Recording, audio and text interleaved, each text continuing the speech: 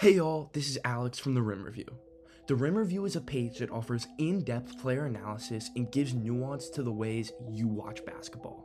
In this series, we're going to be looking through every single prospect in the 2024 draft class, from the first overall pick to the last guy to get a summer league deal. In today's video, we're going to be looking over one of the lesser known prospects in this class. However, he does have some NBA heritage. We're going to be looking at the 6'7" forward, Melvin Ajinca. For those of you who don't know, Melvin Ajinca is a 6'7" forward who plays for San Quentin in the French National Basketball League. Ajinca is 20 years old, and he's actually the nephew of Pelicans veteran who used to play in the league about a few 5-ish years ago, Alexi Ajinca. Melvin Ajinca has somewhat of a similar play style to his uncle, however he has a little bit more guard skills. I have Ajinca projected to be around a mid-second rounder, and he could slide to the later aspects of the second round. Now let's look at Ajinca's strengths. To be completely honest, Melvin Ajinca is a spot-up player. 68% of his shots are threes, and that's why three-point shooting is one of his greater strengths. Additionally, he does a really good job flying off of DHOs, whether that means he's going to turn the corner and get to the rim or pull for a jump shot, and that is why he has 1.67 points per possession in DHO situations, which is elite. Additionally, he gets 1.39 points per possession in off-screen scenarios. Once again, all three of these strengths are really correlated together and have to deal with him being a spot-up player. While Melvin Ajinca is an extremely talented spot-up player, outside of that, he has some pretty big offensive weaknesses. The first of which is shot creation. Melvin Ajinca averages 0.83 points per possession in isolation situations.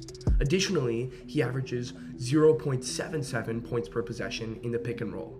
Both of these are not good enough if you want to be able to create for yourself in the pros. Secondly, his playmaking is definitely another weakness, and he's last on his team in assists. Finally, his transition offense leaves a lot to be desired, as he's the 39th percentile in the French league in points per possession in transition situations. Overall, Melvin Ajinca is an extremely talented spot-up player, but outside of that, his offensive game leaves a lot to be desired. Now let's start off with looking at Melvin Ajinca's transition offense. As I mentioned earlier, it's not one of his strengths, however, he shows flashes of being capable in transition. For those of you who don't know, I'll highlight Ajinca right here. In this possession, Ajinca does a really good job leaking out, sprinting the floor, and catching a lob dunk. This is a flash of athleticism, which is why he's mocked to be an NBA player. You don't necessarily have to be the most skilled guy to succeed in the NBA. As you see in this possession, he gets a rebound and goes coast to coast in order to score. Once again, as I mentioned earlier, his shooting is why he's going to be a pro. In this possession, you see him space the floor, get the ball, and hit an open three. If you want to be successful, you have to hit these trail threes. In this possession, he gets the rebound and goes coast to coast. However, he doesn't necessarily have the touch and isn't able to really finish at the rim. What you would like is for him to maybe slow down and do a slower Euro step or get just more under control when he takes this shot here. Instead, he's off balance and it leads to a miss. In this next possession, you'll see Ajinca do a similar thing where he's able to leak out and get open. However, he struggles to finish through just really any kind of contact. As you see here, Ajinca sprints ahead, showing great sprint speed, however, completely off balance when he shoots. Now, he doesn't really get both feet under him, however, he does make an attempt to play off of two. Ideally, when you see these types of numbers, if you don't have the bag to maybe have a Euro step or do something to get to the rim, I would just recommend Ajinca slow it up. He's not the type of player that's going to have crafty finishes around the rim or really do a great job finishing through contact. In this possession, you see Ajinca get the ball and push the floor, which is really exciting. However, he's out of control and it leads to a charge. Once again, Ajinca is really not in the best situation to score here, especially with his limited bag. In this final transition possession, you're going to see Melvin Ajinca call for a drag screen. He gets the rebound right here and calls for a drag screen, which is just a ball screen in transition. The screen occurs right here, however, Ajinca really struggles to get anything going. Ideally, he'd be able to turn the corner here, get downhill, maybe find some sort of read there, Or if he's going to hit the pocket, make it over the top because this defender has active hands low. If he's able to throw it over the top, he could maybe lead the defender. However, that would be tough because there's a low man right here. Maybe you could wait for this guy to get out onto the wing, look this way, and then hit the guy on the wing, or turn downhill. However, it's really hard for any of that to happen when you don't have any kind of explosiveness in a ball screen. Now let's get to the good stuff. Melvin Ajinca is an off-ball player, and we're going to see that right here where he hits a catch-and-shoot three off movement. As you see in this possession, he's able to drift to the corner and get a wide-open three. At the next level, you're probably going to see NBA teams run a hammer action here. For those of you who don't know, a hammer screen would be if this man from the corner actually set a screen on Ajinca's man, which would allow him to get a more open three. This is something JJ Redick loved. In this possession, you're going to see Ajinca relocate in order to get open. Right here, he's in the corner. However, he's lifting, once again, constantly moving, trying to get to the ball. This is really good instincts and is able to lead to him getting an open shot. As you see again, oftentimes shooters will just kind of stay over here and maybe they'll stop at the top of the key, but Ajinca constantly has a bounce in his step, is looking for the ball, and is moving for it. And he has a very quick release. In this possession, we see Melvin Ajinca once again get ready and knock down a three. He initially catches the ball here and flows into a wing DHO. As the screen occurs right here, Melvin Ajinca's defender has to come over and catch this big over here. As this occurs, Ajinca lifts and is ready to knock down a shot, once again with a very quick release. On this possession, Ajinca doesn't make the three, however he does a really good job moving in order to get open. As you see, the defender is right here and is occupied being in the gaps in order to stop this drive. Ajinca does a really good job, recognizes this, and moves to the corner and gets an open shot. One reason why I included a missed three here is despite Ajinca shooting a lot, he actually only shoots about 35% from three. Obviously, that's something he wants to work on if he wants to have a long-term career in the pros. When looking at Ajinca attacking closeouts, most of what happens is straight line drives for him. He doesn't have much of a bag, however, he's a really decent athlete that's able to get downhill. As you see in this possession, he catches the ball, loads his feet. As you see, his feet are going this way, is able to recognize the closeout is forcing him the opposite direction, and has an extended finish at the rim. While Ajinca frequently relies on straight line drives in order to score after a closeout, he does occasionally show us something more. In this possession, you see a sidestep three, which is why many scouts believe that he is better than his 35% three-point percentage. In this possession, you see Melvin Ajinca do a really good job coming off screens. Right here, the team is running a stagger series, which is when these two guys come to set down screens on Melvin Ajinca. Watch his explosiveness when he comes off these screens. His first step initially sets them up, and he's able to get by his man and get an open, quick release. Once again, coming off of screens is his bread and butter. In this possession, you're going to see him come off of something very similar, however, it's only one screener this time. One screener, two screeners, doesn't matter, he's going to get open. In this possession, coming off a screen, Melvin Ajinca showcases his basketball IQ. Right here, San Quentin is going to run another stagger screen. Once again, this is when two guys set a screen right here. Ajinca's defender recognizes this and tries to cheat the play by shooting the gap. What this means is instead of following Ajinca around the screens, he's going to run about to right here where he thinks Ajinca's final destination is going to be.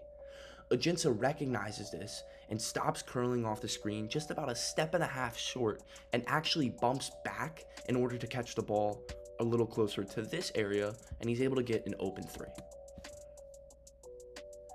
These are the types of reads that you're going to need to make, especially at the next level. In this final off-screen play, you're going to see Ajinca come off the screen with pace. However, he takes a little bit of time getting the shot off. He's not fully set, and once again, kind of a contested shot. A reason why I included this is to remind you once again, while Ajinca is a good shooter, he's not a great shooter. For someone that is going to rely pretty much being as a spot-up shooter in the NBA, you would like his shooting percentage in another lesser tier league to be higher than 35% from three. If he wants to get minutes on an NBA court, he's going to have to be shooting at a much better percentage. Now let's look at what is the best part of Melvin Ajinca's offensive game, coming off of dribble handoffs. Right here in this possession, Ajinca is going to start in the corner and move up and catch the ball in a DHO situation at the wing. He does a really good job having a straight line drive, getting into the big who's in a drop coverage situation, and using his size and length to get off a nice floater.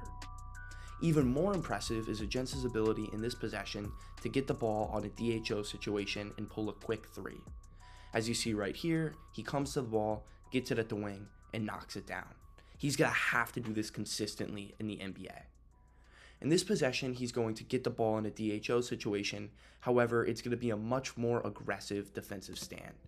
As you see, the defender is actually able to switch here, pick up Ajinca, forcing him to call for another ball screen. When this ball screen occurs, the defense has a much harder hedge, forcing Ajinca to take a retreat dribble. However, he shows that he's more comfortable handling the ball than you may initially think, and dribbles in and knocks down a nice three. While Melvin Ajinca is not really good or great in the pick and roll, he does show flashes of being okay. In this possession, he's going to catch the ball on the wing and call for a ball screen. While this screen is set really well and actually clips the defender, he doesn't really explode and struggles to get by his man.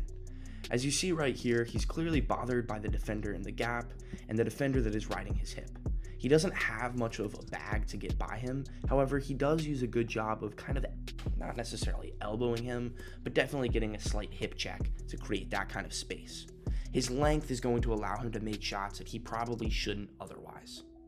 In this next possession, you're going to see Ajinca do a decent job refusing. However, you're going to be reminded by his lack of acrobatic ability at the rim. As you see right here, he does a really good job with his first step. You can watch this foot right here, loading in this direction, which forces the defender to kind of cheat the play and think he's going here. Ajinca recognizes this and then pushes off this foot and explodes to the rim. While that's really good, he struggles with this help side defender who comes over right here, and Ajinca's unable to finish the shot. If Melvin Ajinca ever wants to see minutes on an NBA floor, I think he's going to have to get used to being a screener, and he's shown flashes of this playing for San Quentin. In this possession, you're going to see Ajinca come into a pick and pop situation. He goes to set the screen with somewhat pace, however, I'd like him to run a little bit harder, and he slips and is able to get an open three. I really like how he does a good job getting out of the screen there, and he slips very well. I just would like if he ran with more pace. In this play, you're going to see him as the second screener in a Spain pick and roll action. For those of you who don't know, Spain pick and roll is when one screen occurs here, and then Melvin Ajinca is used as the second screener, screening the center's man. This action is ran all the time in the NBA, especially by teams like the Phoenix Suns and Atlanta Hawks. Right here, you see Ajinca set the back pick and pop and gets a really quick release for three.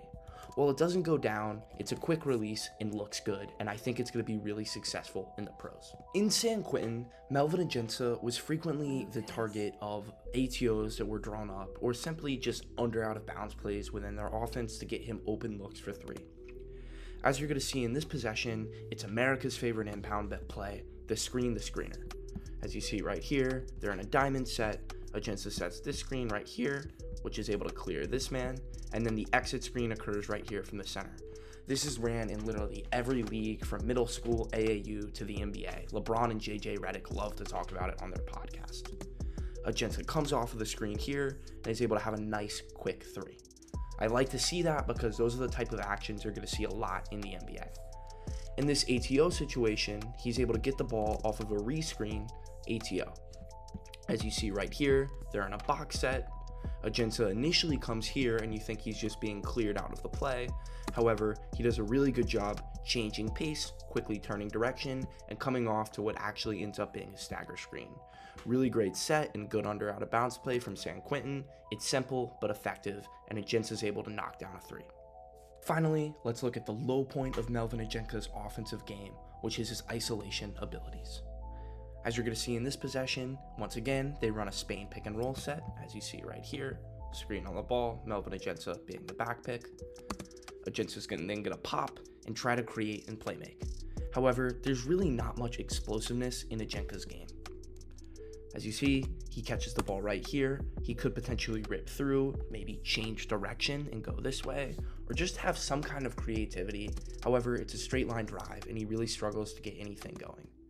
I think in the future, if he's going to be the type of player that struggles to kind of blow by people, you'd like to see him flowing into a DHO with this man, or maybe he'd be able to pop or roll or slip or do something, because when you get this two-man game on the wing, you'd have an empty corner.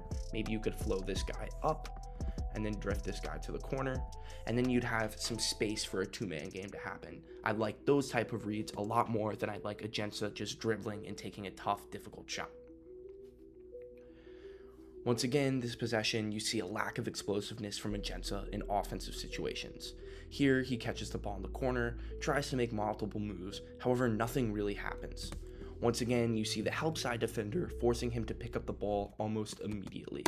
Right here, his defender on this guy is in the gap, swipes at the ball. As soon as he swipes, Ajinca picks the ball up. Ideally, what you'd like to see from Ajinca is to recognize and read this help side man and just make like an easy pass right here.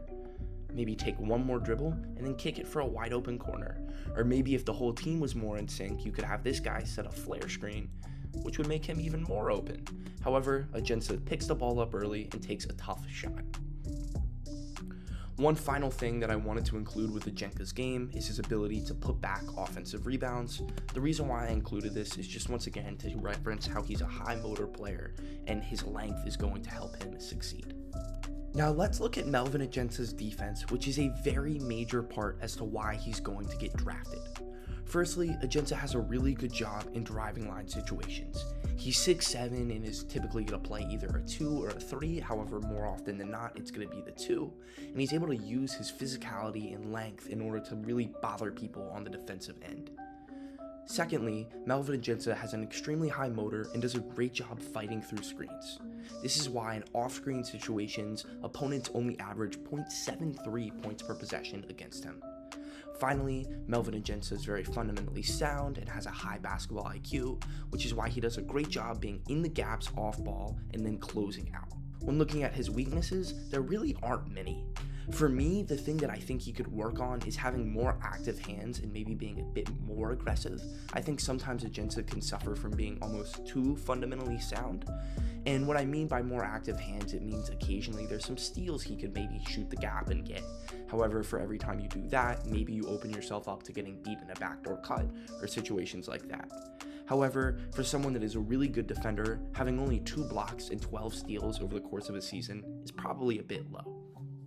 Now let's look at Melvin Ajinca and his ability to fight through screens.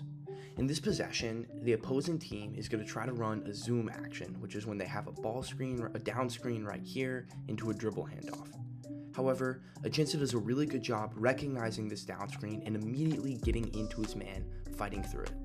However, he recognizes that he's not going to be able to get through this second dribble handoff.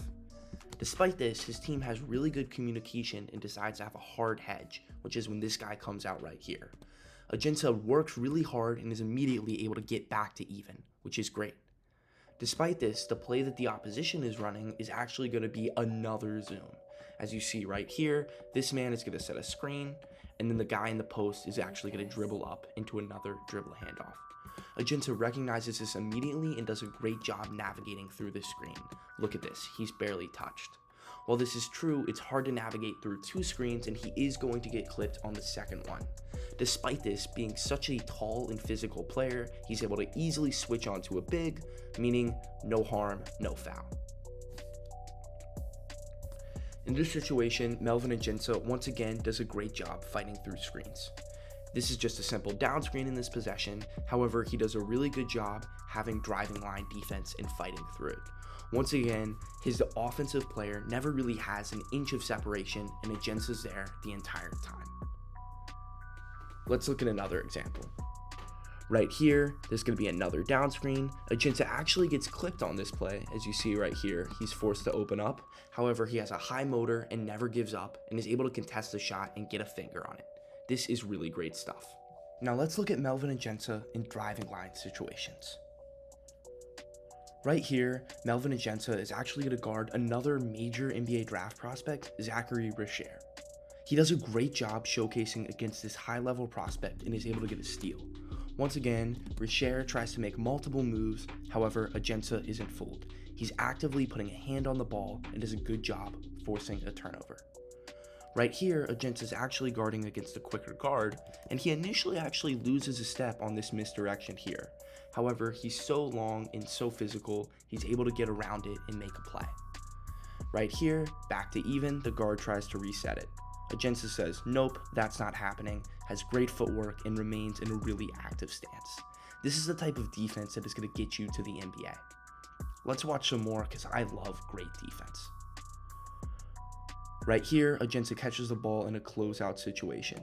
As you see right here, his defender tries to have a stampede drive, which is when they catch the ball and immediately rip through and go. Ajinca's not having any of that, gets in front of him, puts a body on him, and forces a turnover. This is why he's going to be a pro without having that much of an offensive game. Right here, his defender, or his man, is going to try to refuse the ball screen. What that means is when you don't take the ball screen and go in the opposite direction. Ajinca is ready and is able to have great driving line defense and make it a tough shot. Melvin Ajinca is good in other types of pick and roll situations. As you're going to see in this possession, they're going to run another zoom action, and then they're going to have a screen at the top of the key right here. His team is going to recognize this and put two guys on the ball with active high hands. Ajinca's length and size bothers the point guard and causes him to overthrow the pass. Let's watch this again. Good job recovering after getting clipped, active hands, turnover. While he might not get a steal there, it's still really good defense. Right here, Ajinca's man's actually going to be the one setting the screen, which is different than some of the clips that we've seen before. Despite this, Ajinca's aware, alert, is prepared to pick up the guard if his teammate needs it, recognizes that isn't the case, has a great job closing out, and gets a great contest on the shot. Man, he's just an amazing defender. Right here, you're going to see Melvin Ajinca be in a good situation off ball and still close out. Right here, Melvin Ajinca does a good job as the low man. Right here, the screener's rolling and Ajinca's right there ready to catch him. However, as his teammate and the other defender is able to recover and get back downhill, Ajinca is able to draw on right back to his man and close the ball.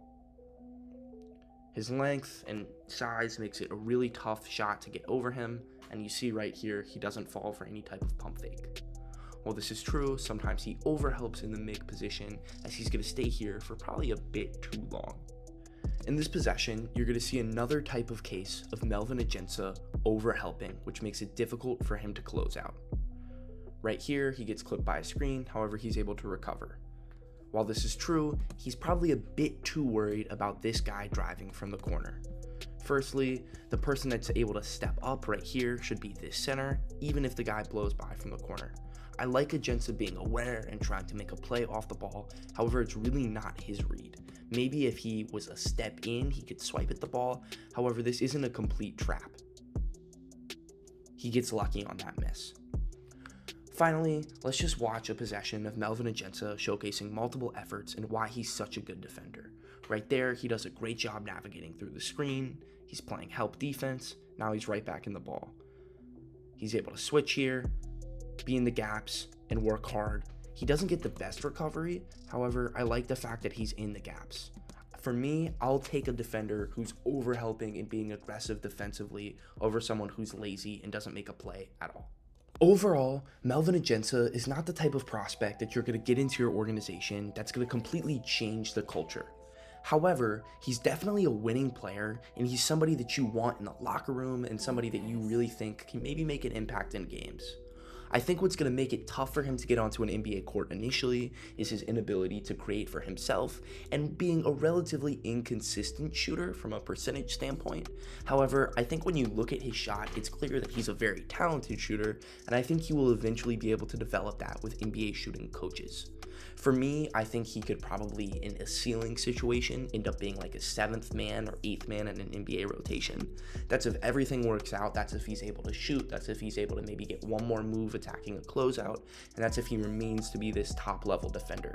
I think a floor for Ajinca is somebody who maybe bounces around on a couple two-way contracts, because I think teams are going to be intrigued by his size and flashes of shooting ability. However, I don't think an NBA team could go wrong drafting him in the middle to late part of the second round. This isn't the strongest draft class, so if you can get a guy in there that's going to hustle, work hard, and make others better, I think you're always making a right choice. If you've enjoyed this video, please check out our other videos. I'm going to be posting daily draft breakdowns. Thank you.